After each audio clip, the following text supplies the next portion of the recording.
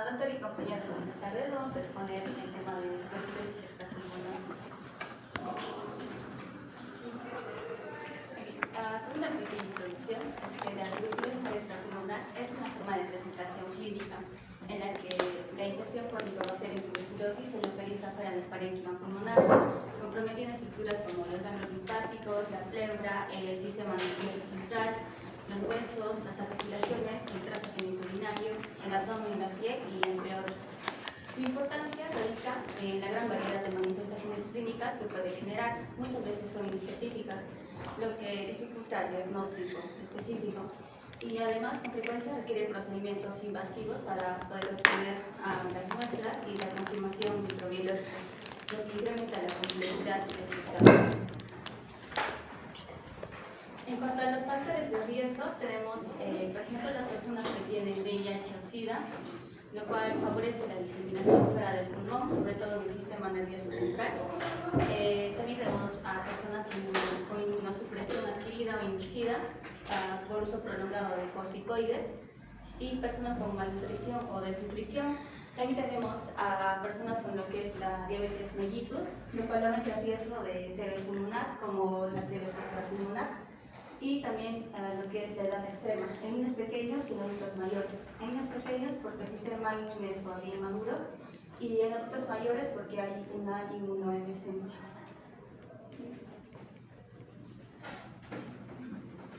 Bien, ahora vamos a hablar sobre el TBC del sistema nervioso central.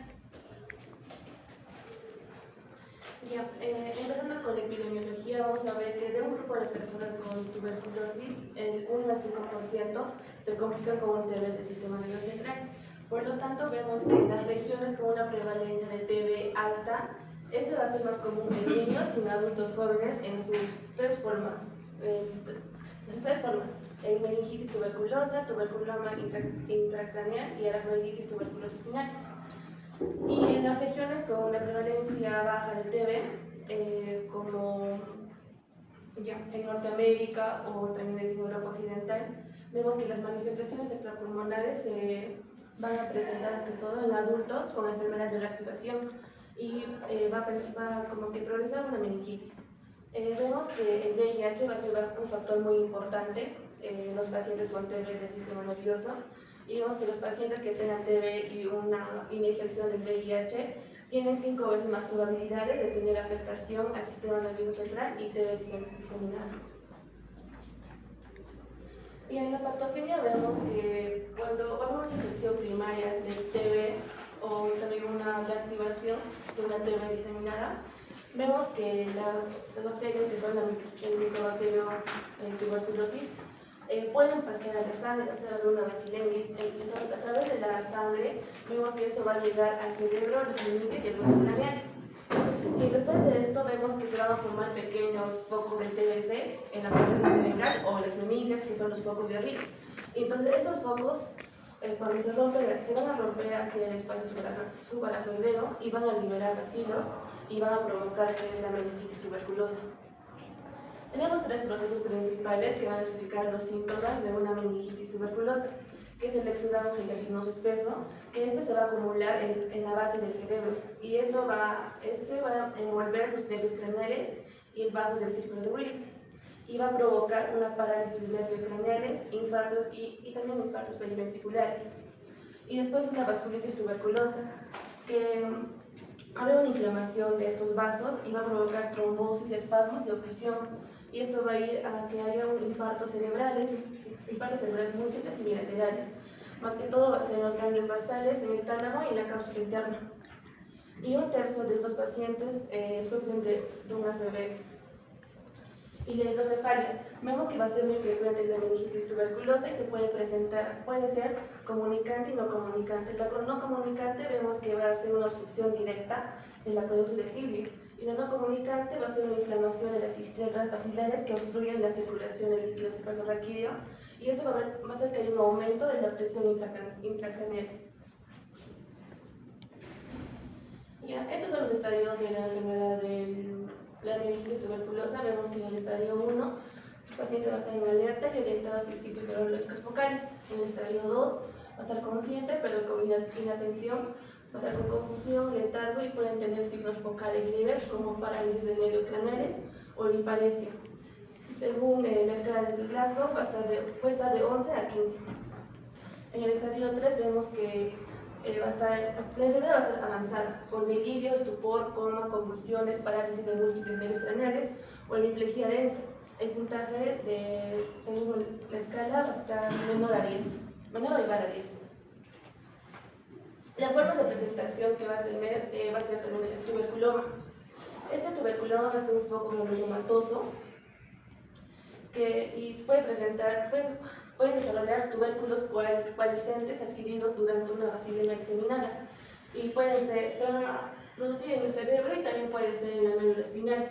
Estos tuberculomas suelen ser asintomáticos, alcanzan un tamaño considerable en ausencia de inflamación meningia y la lesión va a ser una lesión masiva clínicamente evidente en el cerebro sin meningitis tuberculosa. Va a ser más común en zonas endémicas y en adultos jóvenes y en niños, que van a presentar cefalea, convulsiones y también hemiplegia progresiva y también los que presenten signos de hipertensión intracraneal. En los hallazgos radiográficos vamos a ver del tuberculoma, vamos a ver que va a tener lesiones discretas, van a ser realizadas en el anillo, van a ser el cerebro y van a estar rodeadas de edema perilesional y van a ser únicos o múltiples. Acá vemos unas tomografías computarizadas y resonancias, donde vemos que va a ser un niño de 6 años con hemiplegia izquierda y convulsiones. En la imagen A vemos que va a haber una gran masa densa de tejido blando acá y va a presentar calcificación. Y va a estar afectada más que todo en la región frontoparietal que vemos. En la imagen B vemos que es una tomografía computarizada con contraste, va a ser un plano coronal, muestra una gran masa acá y una calcificación central y un borde, el borde va a estar regresado.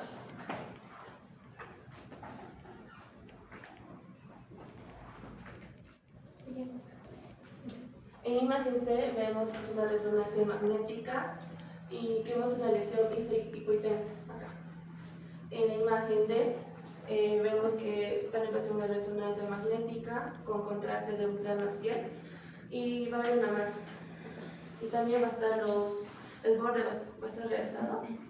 Y en la imagen E vemos que trae una resonancia magnética, vemos que una masa acá y un edema, ya que vemos acá, y también vamos a ver que la línea media va a estar desplazada y vamos a ver que el ventrículo lateral izquierdo va a estar dilatado y también vaciamiento obstruido. También vamos a ver que se pueden observar innumerables tuberculomas pequeños en pacientes con meningitis tuberculosa asociada a tuberculosis biliar. Vemos que en la fotografía de tórax y en la tomografía de tórax va a mostrar una enfermedad biliar bilateral. Y acá en la C vamos a ver que es el mismo paciente, una resonancia magnética que muestra múltiples tuberculomas.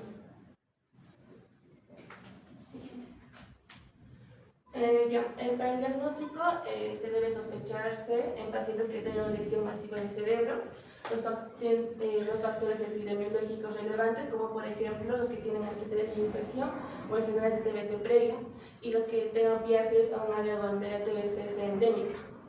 El diagnóstico puede ser difícil y un diagnóstico presuntivo se puede realizar considerando factores clínicos, factores epidemiológicos relevantes y hallazgos radiográficos típicos.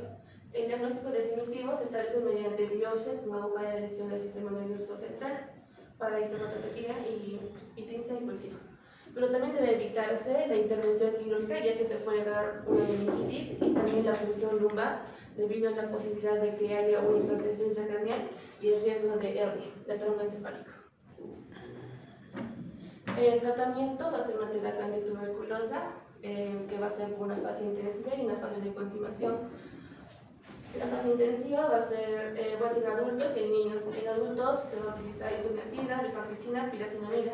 Y el cuarto agente se usa durante 2 meses. Vemos que para el cuarto agente estaban utilizando etambutol pero decía que este no atraviesa o sea, por completo el líquido cefalorraquídeo y estaban usando el etienamida y también el levofloxacino. Y para la fase intensiva en niños vemos que se usa isoniazida, rifampicina, niacinamida y también etienamida. Esto va a estar administrado durante 2 meses. Y la fase de continuación consiste en isoniazida y la rifampicina. Este va a ser de 7 a 10 meses adicionales. Y el tratamiento va a ser de 9 a 12 meses. ¿De dónde es ese esquema? Ese esquema que tú sacas ese tratamiento 9 a 12 meses, ese rango, ¿de dónde es? Es acá un artículo, doctor. ¿De dónde? ¿De Apple? Porque de Perú no es, ¿ah? No es de Perú. Ah, es acá un Etiología para etionamida, para MECTV, Ah, para Donoma TV, eso no se maneja en Perú. es que eso decía. Porque si tú le pones una biografía que no está acorde a la norma técnica, te vas a perder. Ya. Porque se tiene que manejar en base a la norma técnica que fue contractualizada, tiene 7 meses recién de uso. Sí. Entonces ese esquema, porque es confundir a los compañeros. Ya. Si tú podemos hacer rango 9 a 12 meses para una TV del sistema nervioso central, no es acorde. ¿Cuál es el esquema?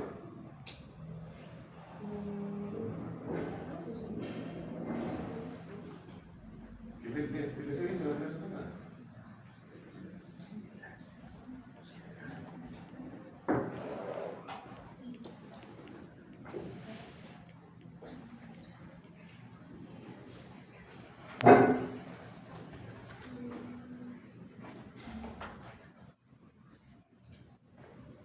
Continúa.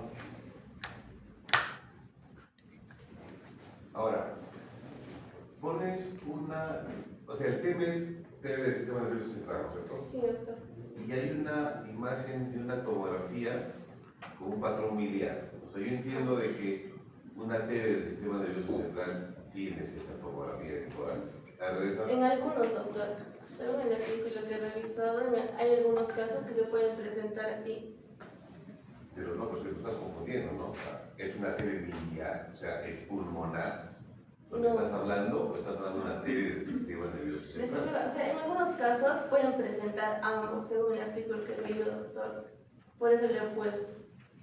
Pero tu tema es puntual, es TV del sistema nervioso central. Pero Por eso que no me también cuadraba la presenta- imagen que pongas un patrón miliar cuando el tema No, es es TV el del mismo, sistema nervioso central. son el mismo paciente, por eso como que presentan también los tuberculomas y también presenta ese fiebre miliar. Ese puede ser un caso puntual, Ya, pero no se ve más del 90%.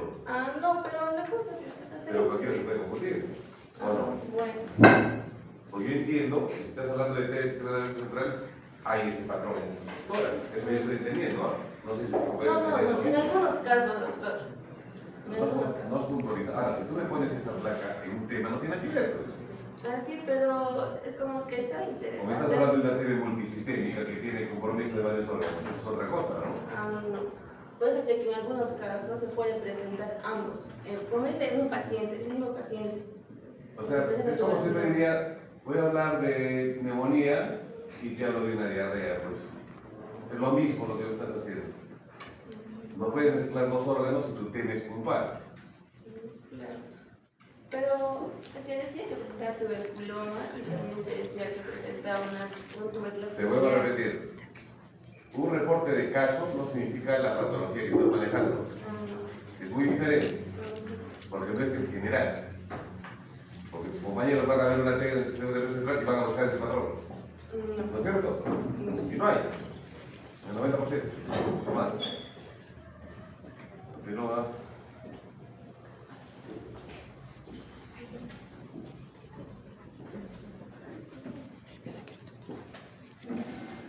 Ahora, la otra forma de presentación es la aracnoiditis espinal, que se va a dar la degradación de focos granulomatosos dentro de la médula espinal o las meninges. La médula espinal y también en las áreas nerviosas raquídeas que quedan recubiertas de exudados.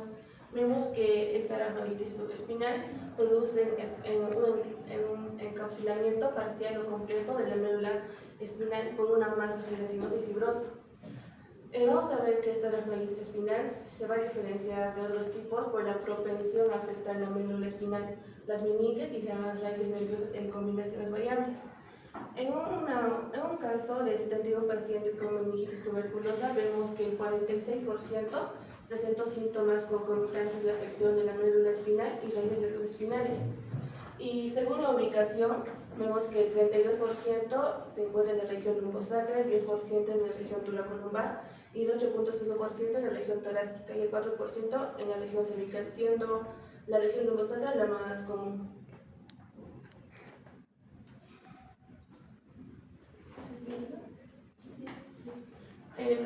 Las manifestaciones clínicas, vemos que la presentación más común va a ser la radiculopatía ascendente o transversal del ritmo variable.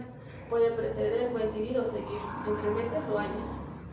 Suelen presentar el signo de la comprensión en la raíz nerviosa y la médula espinal de inicio subagudo. Los síntomas que presentan es dolor espinal o radicular, hiperestesia o parestesia en la distribución de las raíces nerviosas, parálisis de la neurona motora superior e inferior y incontinencia del esfínter vesical o rectal. Los pacientes que presentan vasculitis pueden provocar trombosis de la arteria espinal anterior e infarto de la médula espinal. Y los pacientes con aracnoiditis crónica indolente de nuevo no son diagnosticados, pueden tener una meningitis tuberculosa franca como complicación tardía. El diagnóstico presuntivo puede realizarse tras hallazgos radiográficos de la resonancia magnética espinal con aracnoiditis nodular y el examen también del líquido cefalorraquídeo, niveles anormales altos de proteína en el líquido cefalorraquídeo con o sin leucitosis. Aunque también lo va a sacar entonces, doctor, porque también decía que era el mismo que el anterior, el tratamiento. A ver, tú me estás poniendo los reportes de diapositiva, me estás hablando de granuloma técnico, ¿cierto? Sí. En granuloma pones como método diagnóstico estudio de líquidos cefalorraquídeo, o me estás hablando del MECT, no entiendo, me parece que es una mezcla. No, el diagnóstico presuntivo se puede hacer tras estos, usando estos, doctor. No, pues, o sea, a ver, cuando hablamos del TB del sistema nervioso central, tenemos que valorar tres entidades. Granuloma TB, neta del sistema nervioso central, la meningoencefalitis TB y la espondilodicitis osteoarticular, ¿no es cierto? Esos son los tres temas puntuales de TB en el sistema nervioso central. Entonces, ese método diagnóstico mediante punción de líquido cefalorraquídeo, ¿para cuál de las TBs es? Porque un granuloma no te sirve, porque es un granuloma del cerebro. Entonces, ¿para cuál de los tres tipos de presentación de TBs? ¿O es una mezcla? Es una mezcla total. Pero la aracnoiditis espinal dice que va a haber como encapsulamiento, doctor, de la médula espinal. ¿Qué cosa? Esto es sobre la aracnoiditis espinal, entonces vemos que acá hay un encapsulamiento de estas. Entonces, yo creo que el diagnóstico decía que había un examen de líquido cefalorraquídeo. No, pues, es una cosa, si tú tienes un granuloma TB, sigue siendo una TB del sistema nervioso central, pero por granuloma y líquido no va a haber variación. Pero si es para MECTB, sí, para MECTB, sí, 100%. Pero como te digo, o sea, ustedes lo que han debido hacer es desglosar para granuloma TB cuál es su método diagnóstico, para espondilodicitis tuberculosa cuál es su método diagnóstico y para MECTB cuál es su método diagnóstico. Yo entiendo que para un granuloma TB, al menos si ustedes con sus compañeros, hago una función, eso estoy entendiendo yo, ¿no? No, doctor, esto es para aracnoiditis espinal. Pero ya estás terminando el tema del sistema nervioso central. Sí, pero ¿O vas a hablar más? esto es parte del sistema nervioso central. Aracnoiditis espinal, meningitis tuberculosa y el otro que usted mencionó. O sea, ¿ese es el diagnóstico para los tres? No, doctor. O sea, ¿vas a seguir hablando del sistema nervioso central? Porque me pareció ver otra diapositiva donde había otro TV, por eso te pregunto. Entonces sería para meningitis tuberculosa, lo que es lo que dice. Pero no me especifica. Está un poco desordenado esa parte. Yo veo que se van a trabar completamente sus compañeros. No, pero... Oye, yo me voy a hacer una pregunta. ¿Cuáles son los criterios diagnósticos para la espondilolisitis tuberculosa? ¿Qué van a responder? No, porque no hay nada en las diapositivas, ¿no? ¿Sí o no?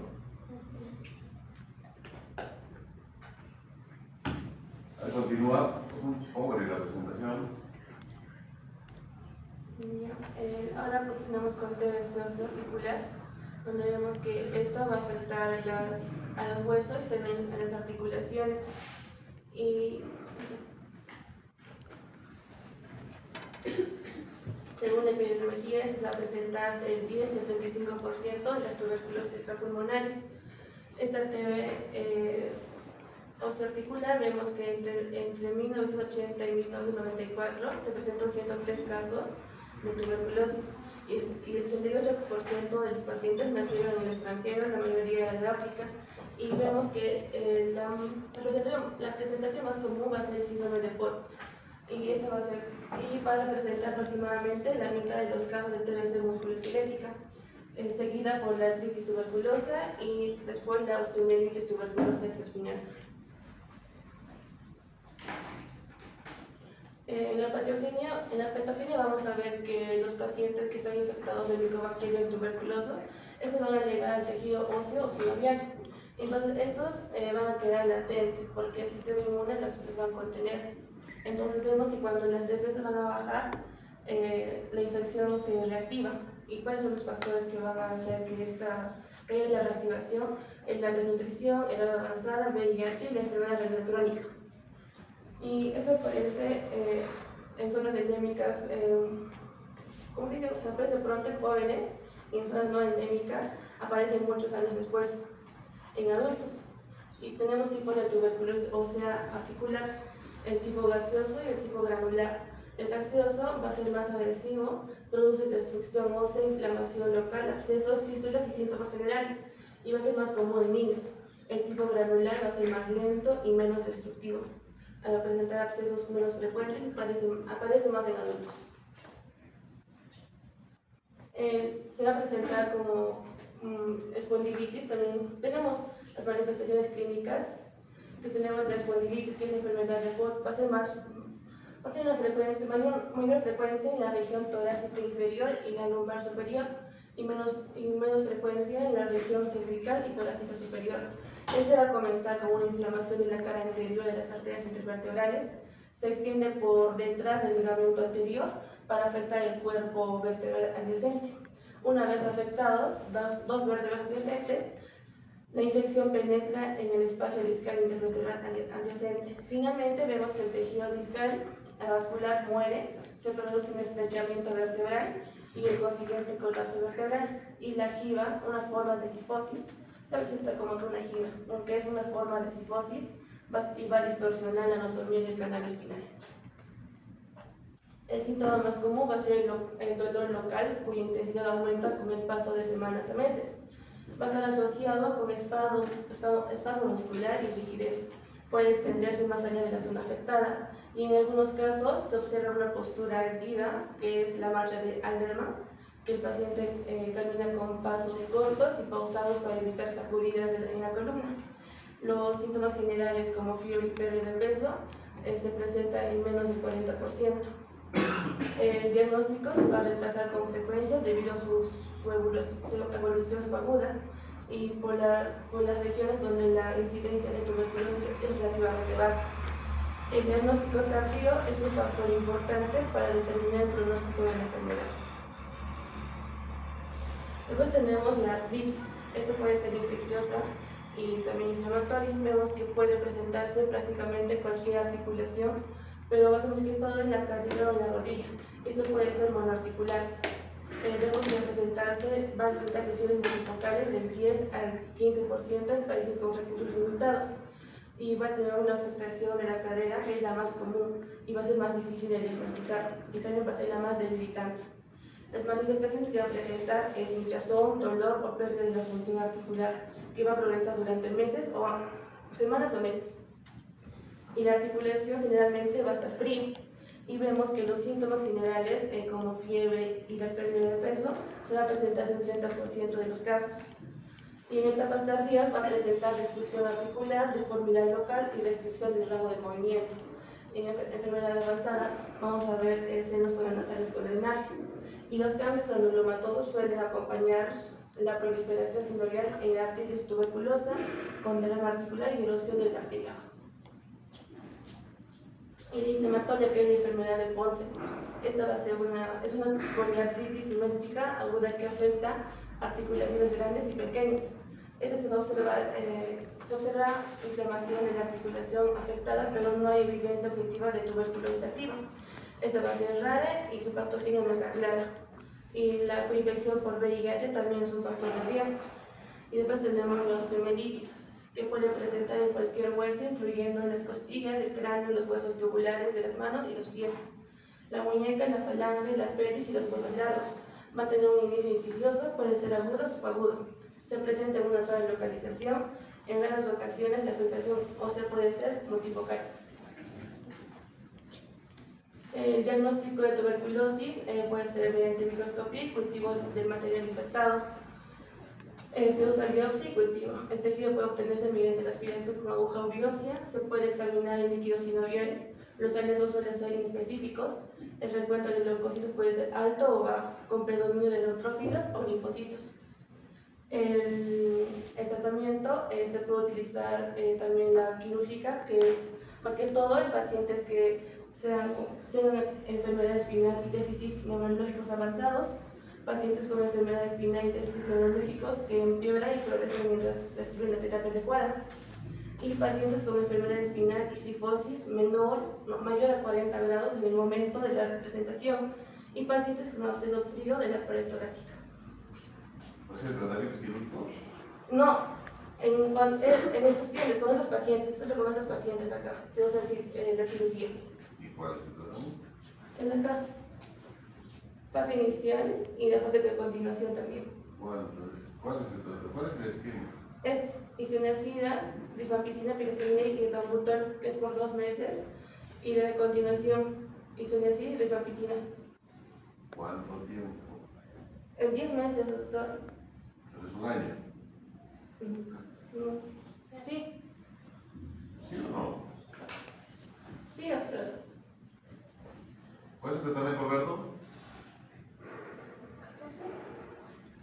¿Tiene nuestra titular? O Raúl, Raúl. 2 meses de isoniazida, rifampicina, piracilina, de etambutol, y había que pasar 10 meses de isoniazida, rifampicina. 12 meses, ¿no? 12 meses. Tiene que haber seguridad. Querías puentear. Continúa. Ya, vamos a pasar con el que usted desea terminar.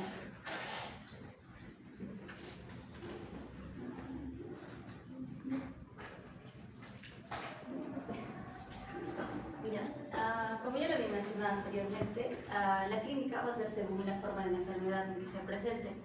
Nos dicen que la TBC abdominal normalmente ocurre por diseminación hematógena de órganos adyacentes, sobre todo lo que es por las trompas de falopio, pero también puede darse por ingesta de alimentos que tengan micobacterias tuberculosis, como es la carne cruda o la leche no pasteurizada.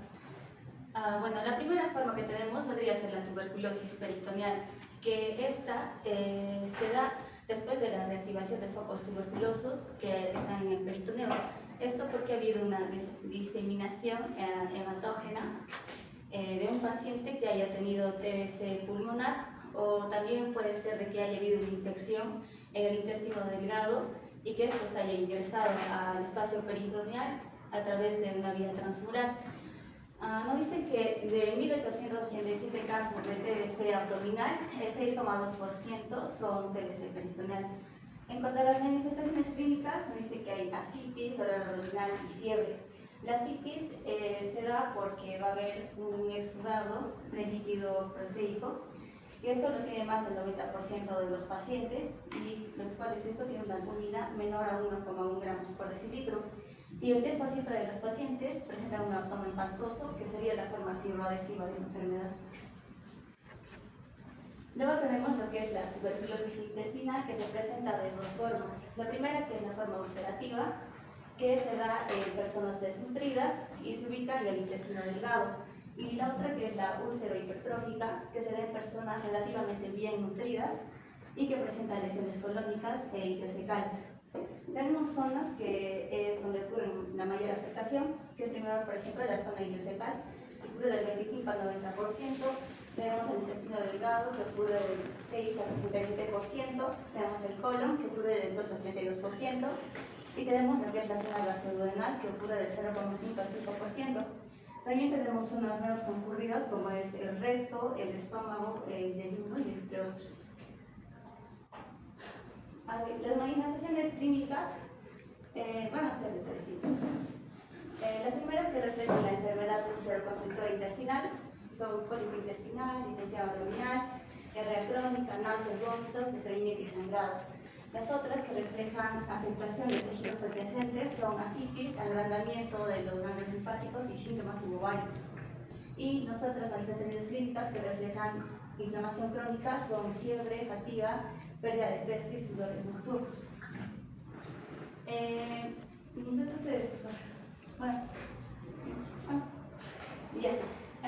Como ya lo había mencionado, en la región ileocecal es el sitio donde hay más afectación. Esto debido a que en este sitio hay más abundante tejido linfoide y lo que es la Mycobacterium tuberculosis se adapta más a eso. Entonces lo que hace es penetrar en la mucosa, se aloja en este tejido linfoide y empieza a haber una inflamación granulomatosa, seguida de una necrosis gaseosa, seguido de una úlcera y finalmente lo que es la fibrosis.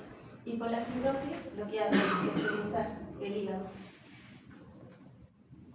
Y tenemos la tercera forma, que es la tuberculosis hepática. También se presenta de dos maneras, lo que es la enfermedad hepática miliar y la enfermedad hepática aislada.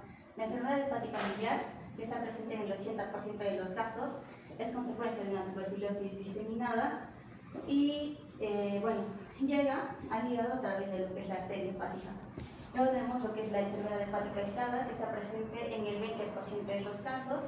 Llega al hígado desde el intestino a través de la vena porta, pero también puede darse porque haya habido una infección recurrente o latente del TBC. Los signos y síntomas son en su gran mayoría hepatomegalia, fiebre, síntomas respiratorios como es la tos con expectoración, dolor abdominal, pérdida de peso, los menos frecuentes esplenomegalia, ascitis e ictericia. En cuanto a la enfermedad hepática aislada local, nos dicen que hay una triada que consta de fiebre, dolor abdominal e ictericia. En cuanto a la enfermedad hepática miliar, nos dice que se caracteriza sobre todo porque hay un compromiso hepático y también porque va a haber tos con producción de esputo. En cuanto a las pruebas de función hepática, normalmente van a estar las transaminases elevadas, la concentración alcalina y el GIT elevado, y va a haber una hiperbilirubinemia leve, lo cual nos puede indicar que puede haber o una enfermedad hepática miliar o lo que es la localizada. En cuanto al diagnóstico, dice que hay la suma del enfoque clínico más los factores epidemiológicos. El enfoque clínico, como ya lo he mencionado, fiebre, pérdida de peso, dolor o distensión abdominal, ascitis, hepatomegalia, diarrea, o también la presencia de masa abdominal en lo que es la fosa ilíaca derecha, pruebas funcionales hepáticas anormales, como ya lo había mencionado, factores epidemiológicos, que haya habido antecedentes o enfermedades previas al TBC. También que haya habido exposición a lo que es TBC y también que el paciente haya viajado a un área endémica de TBC. En cuanto a las herramientas de diagnóstico, tenemos lo que es la tomografía computarizada. En el contexto de una tuberculosis intestinal, va a haber, se va a poder observar el engrosamiento mural concéntrico en la región ileocecal. Eso puede ser con o sin dilatación intestinal. También se puede ver adenopatías mesentéricas con un centro hipotenso, los cuales nos pueden indicar que hay una putrefacción gaseosa. Sí. Okay. En el contexto de una de una tuberculosis peritoneal, se puede ver ascitis, los ganglios linfáticos, engrosamiento del mesenterio, del epiplón y también engrosamiento del peritoneo. En el contexto de una tuberculosis hepática local, vamos a ver un nódulo solitario grande que puede medir de 2 a 3 centímetros o puede haber 2 o 3 nódulos con clasificaciones. Si va a ser de tipo biliar, podemos ver varios nódulos que van a estar diseminados. Siguiente. En cuanto a la ecografía, podemos detectar lo que es linfadenopatías, ascitis, engrosamiento peritoneal, engrosamiento ductal, engrosamiento de la pared intestinal. En cuanto a la radiografía, nos va a mostrar niveles de aire y de líquidos con masa del intestino delgado y también algunas clasificaciones hepáticas. En cuanto al análisis del líquido ascítico, nos dice que esto es obligatorio para todos los pacientes que presenten ascitis. Bueno, nos dice que el color normal es un color pajizo. Hay un recuento de células de 150 a 4000 y con un predominio leucocitario. Nos dice que tiene un contenido proteico mayor a 3 gramos por decilitro. Nos dice que también tiene un SAT de menor a 1,1 gramos por decilitro si el paciente no es cirrótico, pero si es cirrótico es mayor a 1,1 gramos por decilitro.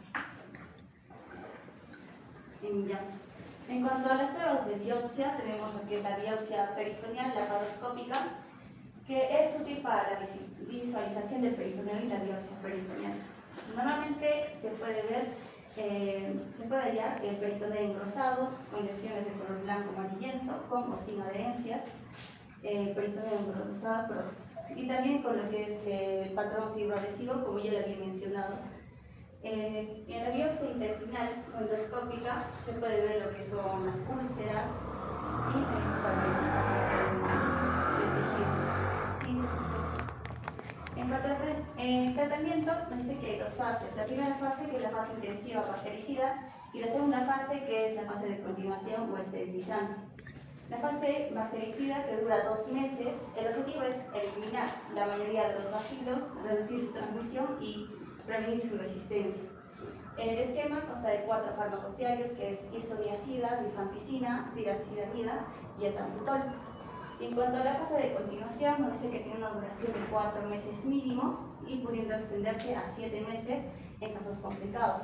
El objetivo es eliminar los bacilos persistentes y prevenir recaídas. El esquema consta de 2 fármacos diarios, que son isoniazida y rifampicina. Tenemos esquemas en el caso, si es TBC abdominal no complicada, se usa ambos en 4 meses o hasta 6 meses. Si es la TB con complicaciones como peritonitis, abscesos o perforación o recaídas, se puede usar de 7 hasta 9 meses. Y si el paciente tiene VIH en inmunosupresión, se usa esto a más de 9 meses o 7 meses. O sea, si tiene VIH se da un esquema de 7 a 9 meses, eso entiendo. A más de 7 meses. Eso no existe, ya no existe eso. Eso es una norma anterior, antigua. Ya no existe eso. ¿Es doctor? Claro. ¿Cómo es tu esquema? ¿Cuál es el esquema en la TV peritoneal? Es doctor.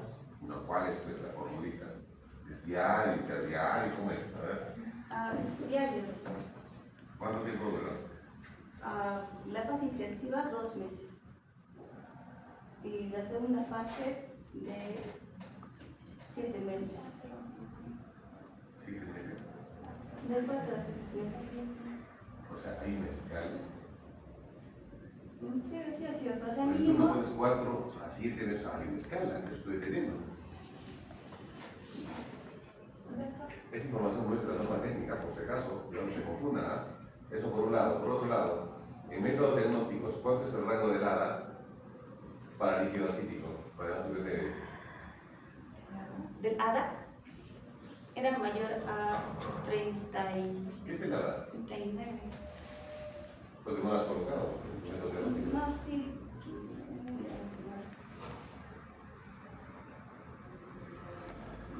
Mayor a 39. Porque es un rango que utilizamos bastante para el Sí. diagnóstico de esta área. Tampoco me has mencionado los granos de mijo, el peritoneo, de muestra quirúrgica, en tu pieza de biopsia para el diagnóstico de TB. Y tampoco me has puesto una foto, tampoco.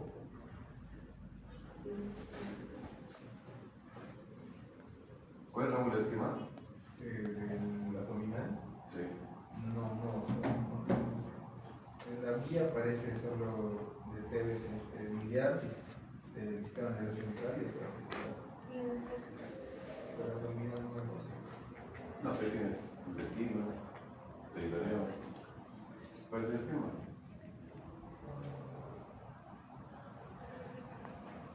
¿Tú querías hablar? Sí, doctor.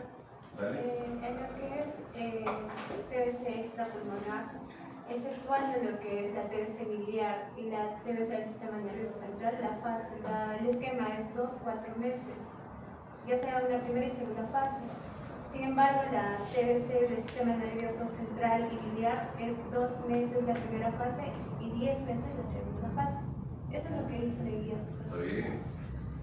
100% de acuerdo contigo. No se ve, muchachos, que todas las teles son 6 meses de tratamiento, excepto TB osteoarticular, TB del sistema nervioso central y TB biliar. Son las únicas 3 TBs que el tratamiento se extiende a 12 meses. Habla. Entonces, para abdominales de TB sencillo. Claro, 6 meses. Por eso es que pone con coinfección VIH 7 meses, esa es de la norma anterior. No es la norma actual. Han hecho un copy-paste de una expresión anterior. Para darse cuenta. Continúen. Y se confunden, lógicamente, ustedes, ¿no? Porque tienen que manejar en base a la norma técnica actual, ¿no? Bueno, vamos a hablar de lo que es una de las... En nuestro país, como lugar endémico de TBC... ¿A tú eres parte de este grupo? Sí, doctor. ¿Y por qué no la defendiste cuando pregunté del sistema nervioso central? Estoy levantando la mano y no me pega. ¿Del sistema nervioso central? Sí, levanté mi ¿Has levantado la mano? ¿Cómo la cuenta? Sí. ¿Cómo la cuenta? Ya. Bueno, como el país endémico, pues una de las TBCs extrapulmonares que tienen mayor prevalencia es la TB pleural. Sin embargo, a nivel mundial es la segunda, después de la linfática. Bueno, vamos a ver que se va a manifestar en nuestro país, en los pacientes, principalmente con lo que va a ser un derrame pleural o efusión. Vamos a ver que en los adultos se va a presentar por reactivación. ¿Qué significa esto? Que un paciente ya tuvo una infección previa y de acuerdo a su disminución de inmunoprotección o una enfermedad adicional más, pues se reactiva lo que es en este caso el micobacterio. Los niños, sin embargo, es por una primoinfección, es decir, una infección primaria progresiva, tuberculosis primaria progresiva. Bueno, los mecanismos por los cuales esto se va a desencadenar, pues va a ser en adultos una hipersensibilidad retardada a lo que van a ser los anticuerpos de la micobacteria.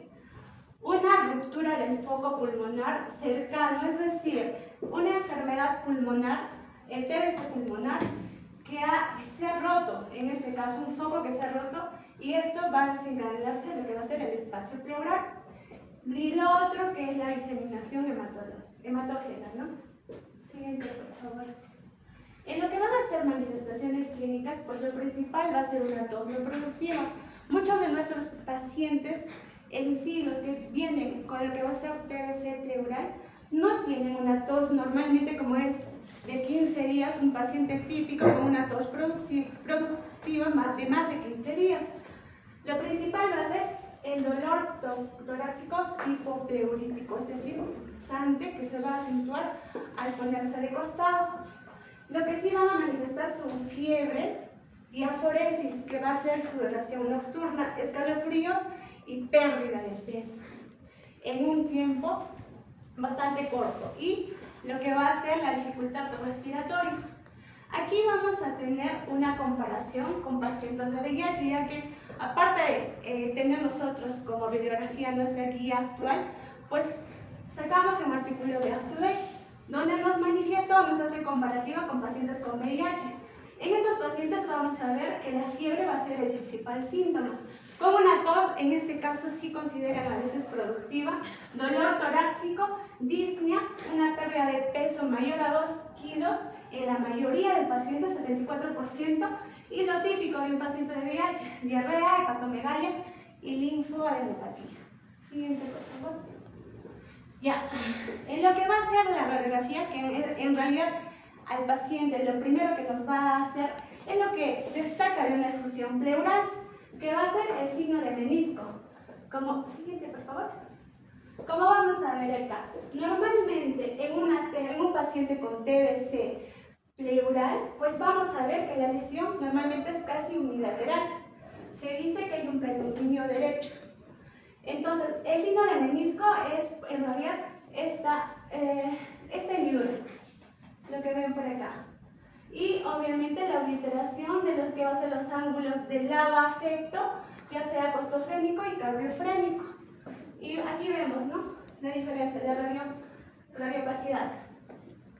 En la TC, en la tomografía, pues vamos a ver lo que va a ser el engrosamiento de la pleura. Eso es algo característico en lo que va a ser de la enfermedad pleural. Siguiente, por favor.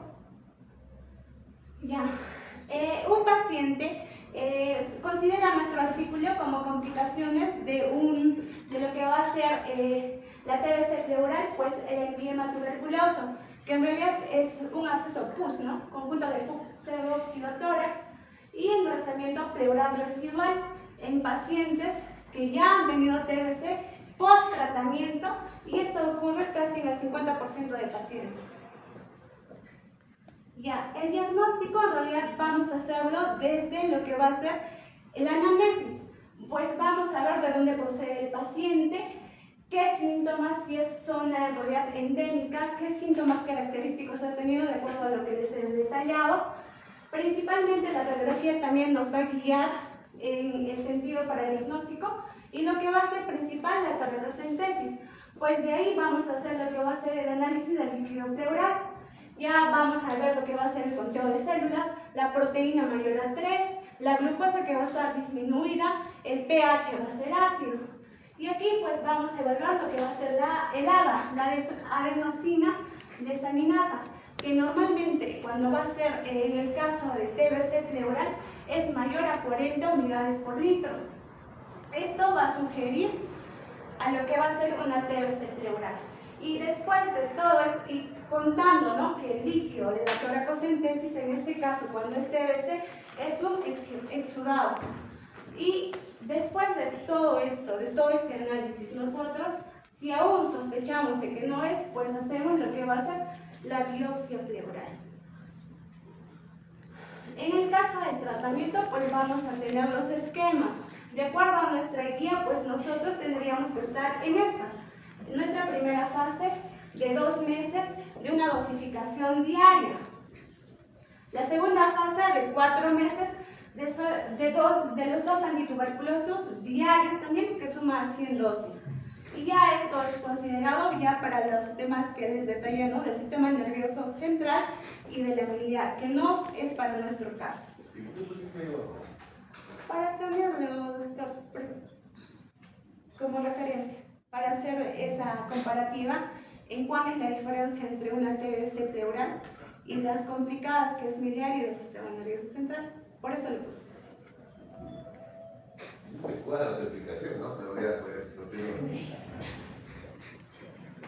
Ya. Bueno, otra tuberculosis extrapulmonar que hemos considerado, pues es la linfadenitis tuberculosa.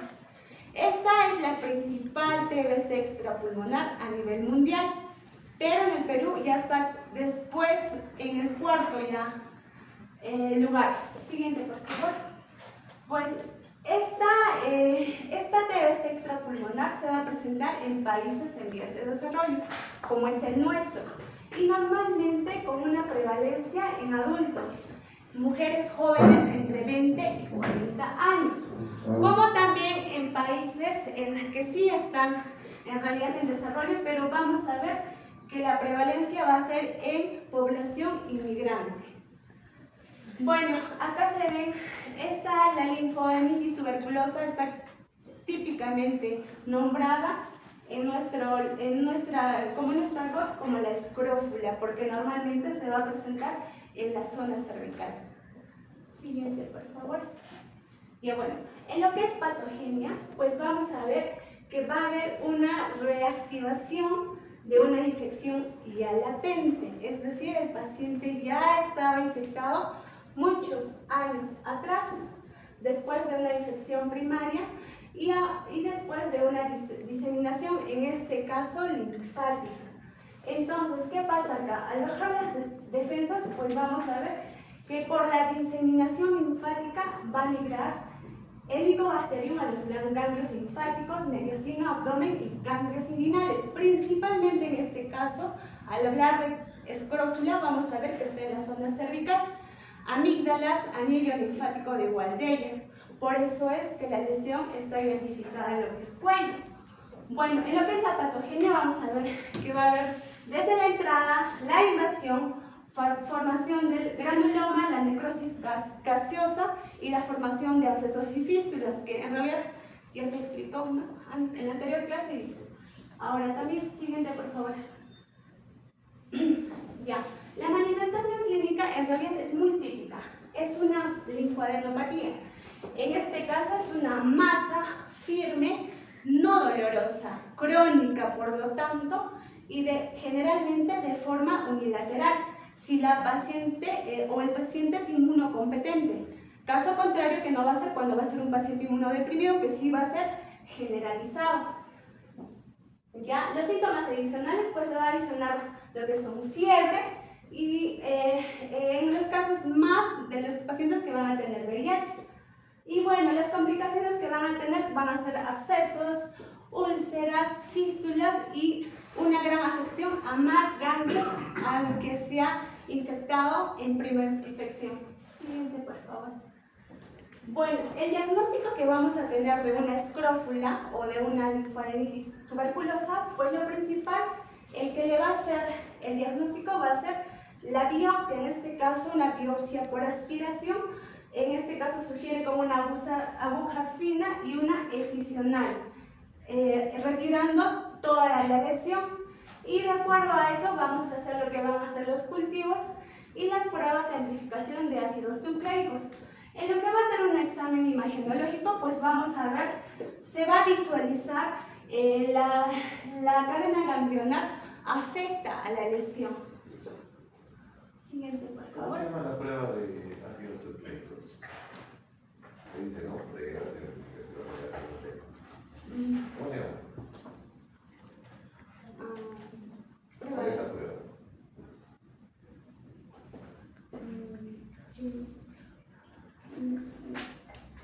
Prueba de ácidos nucleicos de leído. No. ¿Esa prueba hacemos acá? No, según nuestro artículo, pues sí lo mencionó. Como le dije, utilizamos también artículos de Arturo y sí lo utilizo. Entonces, ¿de dónde es esa prueba la hacemos acá? Sí, sí, la hacemos acá. Nosotros potencia mundial de TV, se nos vino por para nada. Para nada, esa prueba se llama Gene Expert. Ya, poquito. Y bueno, para sintetizar lo que es el tratamiento, pues vamos a ver lo de siempre. La primera fase, que son los 2 meses diarios de los 4 antituberculosos, y la segunda fase de 4 meses solo de 2 antituberculosos y una dosis diaria, sumando así 150 dosis en total. Y yo, por si acaso, Sí, para comparar. ya. Y bueno, es todo, compañeros. Bueno, como conclusión vamos a ver que las TBCs extrapulmonares son, en la mayoría de casos, reinfecciones de un paciente ya infectado. Entonces, las que hemos tocado son las principales. En el Perú se tiene que identificar que la TBC pleural es la primera TBC extrapulmonar y la de mayor prevalencia. Es todo, compañeros. ¿Cómo te llamas tú? Liz, doctor. Lee. ¿Cuál es la triada de Colombino? Es Piura,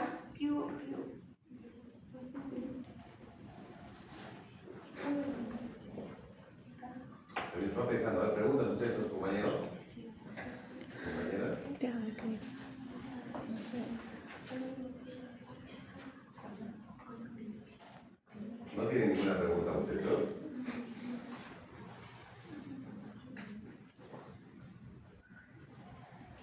Ojo que son parte de ella. Yo puedo hacer preguntas de TV extrapulmonar que no están en esa presentación, ¿no? Raúl, a ver, haz una pregunta. No sé.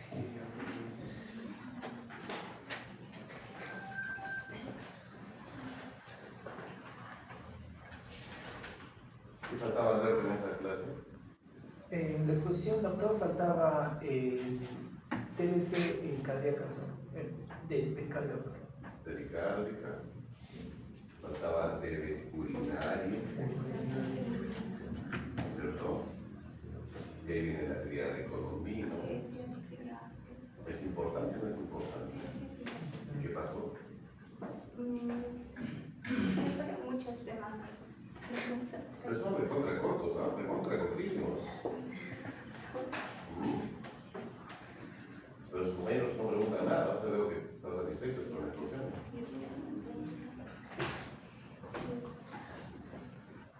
En el estudio de líquidos cefalorraquídeo, primero, ¿qué características tiene el citoquímico del líquido cefalorraquídeo? ¿Y qué características del estudio citoquímico del líquido pleural? Yo puedo responder, ¿no? Paciente con tantos años, se le encuentra la placa, el síndrome de menisco, etc. Se le hace una toracocentesis y tiene estas características el líquido pleural.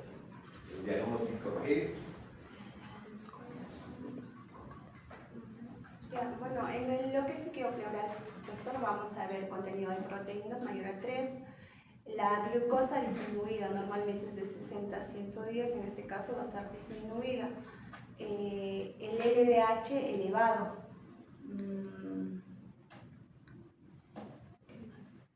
¿Tiene predominio mononuclear o polimorfonuclear? Sí. Cualquiera del grupo, ya, no sé, lo le pusieron. Polimorfonuclear, doctor. No, porque si fuese polimorfonuclear sería una patología aguda, tipo neumonía o por el estilo.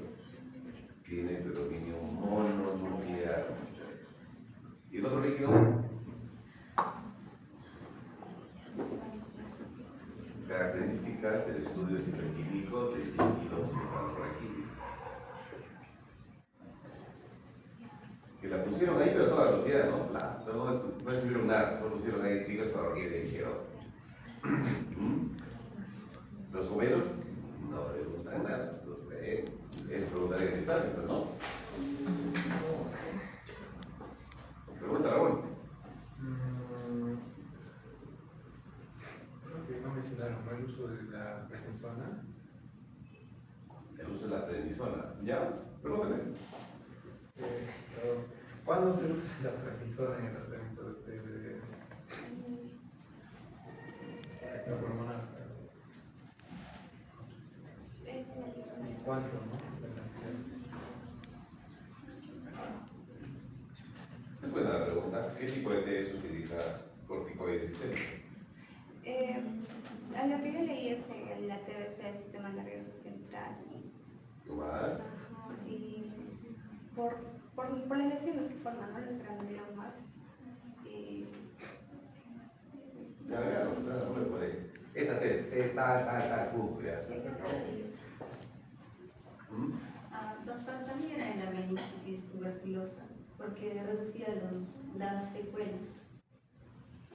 Debe ser central, no es parte de lo mismo, parte del sistema central. Otra TV, pues, otra TV. También en la pericarditis. Condicional. No es imperativo, hay otras más directas. ¿Cuáles? Tu plaquita, esa placa que has puesto. En la TV miliar, en la TV osteoarticular, son los tres tipos de TV que se utiliza corticoide sistémico. Ahora, Raúl, te preguntó dosis, no has preguntado tú, ¿no? A la yugular, ¿no? ¿Qué escuché eso? ¿Sí? ¿No es cierto? ¿Así? ¿Cuáles son las dosis?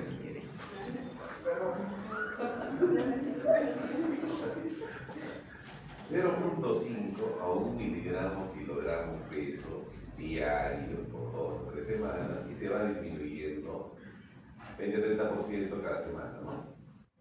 Usualmente son 4 o 6 semanas con corticoides en esas temas, ¿no? Usualmente. Les he mandado a su delegada la guía de manejo de tuberculosis del sistema nervioso central, porque ha estado muy pobre en el sistema nervioso central. Hay muchas preguntas que saco de ahí, por si acaso, pero ya las tienen entregado a la delegada para que compartan con ustedes y puedan repasar de esa guía, que es muy interesante, al menos porque corresponde al sistema nervioso central, ¿no? Es muy complejo y es muy buena en realidad.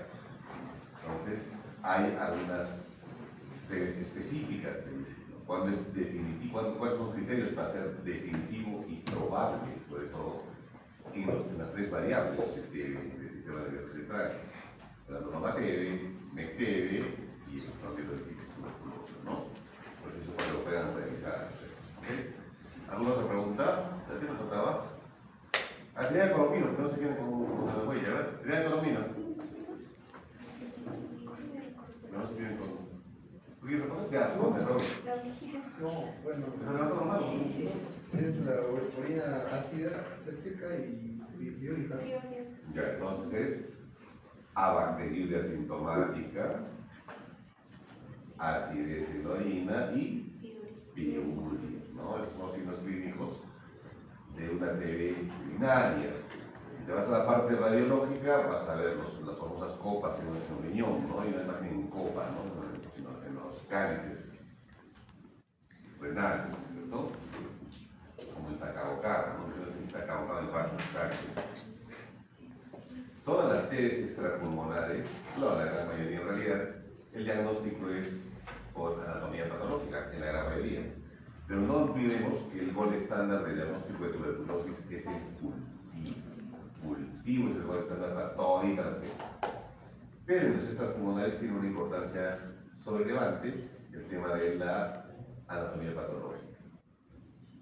Con la ayuda de la prueba molecular automatizada rápida, que se llama el GeneXpert, que nos detecta, que es un PCR en tiempo real, esa nos detecta, y se ha demostrado una sensibilidad bastante alta, casi 90%, en líquidos extrapulmonares. Y por ello estamos detectando mayor caso de pacientes, ¿no?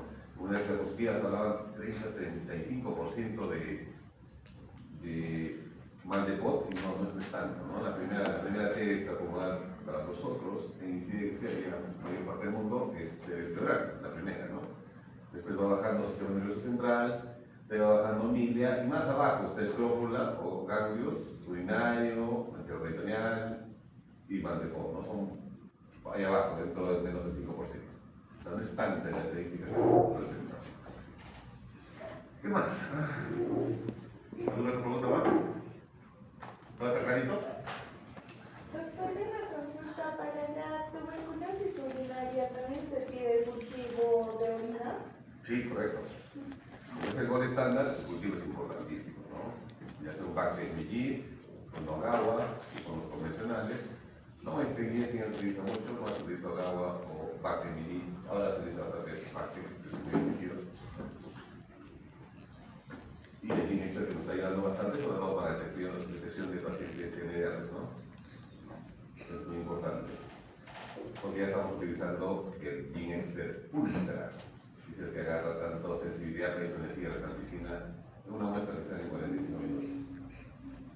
O sea, tan prehistóricos no estamos, ¿no? Podrías hincapié tú a tu de ellos, pero no, prehistóricos no estamos todavía.